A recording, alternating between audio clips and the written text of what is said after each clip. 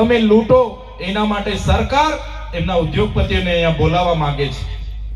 ત્યારે આ સરકારને અમે કહેવા માંગીએ છીએ, આ પહાડો એ તમારી સરકારે બનાવેલા પહાડો નથી, આ પહાડો હજારો વર્ષથી અડીખમ ઉભા પહાડો છે।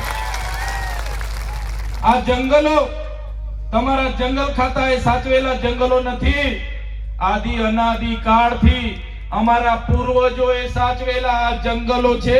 એ જંગલો અમે ક્યારે લૂંટવા નથી દેવાના। તમે જોઈ લો, વ્યાખ્યા એવી કરી કે 100 મીટર ઊંચો પર્વત હશે એને જ અરાવલ્લી માનવામાં આવશે। 500 મીટરના અંતરમાં જે પહાડીઓ છે એ પહાડીઓને પણ અરાવલ્લીમાં સમાવેશ કરવામાં નહીં આવે અને એમને જંગલના નિયમોમાં લાગુ નહીં પડે, એમને સંરક્ષણ નહીં મળે। વિચાર કરો, આ ઉદ્યોગપતિઓની નજરો આપણા પહાડો પર આવેલી છે, આપણા પહાડો જંગલો પર પડેલી છે।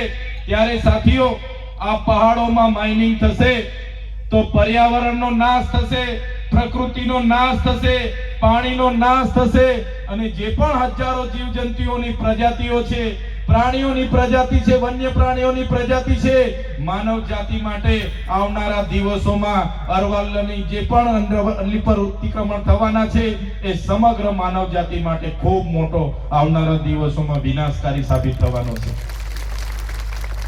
ત્યારે એમને બચાવવા માટે આજે રાજસ્થાનના લોકો આગળ આવ્યા છે। આજે આ મંચ પરથી એમના માટે જોરદાર તાળીઓ પાડી લો। સાથે સાથે આ ક્રાંતિકારી અરવલ્લી અને સાબરકાંઠાની ભૂમિમાંથી એ રાજસ્થાનના, હરિયાણાના અને દિલ્હીના લોકોને અમે કહેવા માંગીએ છીએ કે અમે પણ ગુજરાતના તમામ વર્ગના લોકો અરવલ્લી પહાડોને બચાવવા માટે આવનારા દિવસોમાં ગાંધીનગર ખાતે અમે કૂચ કરવાના છે।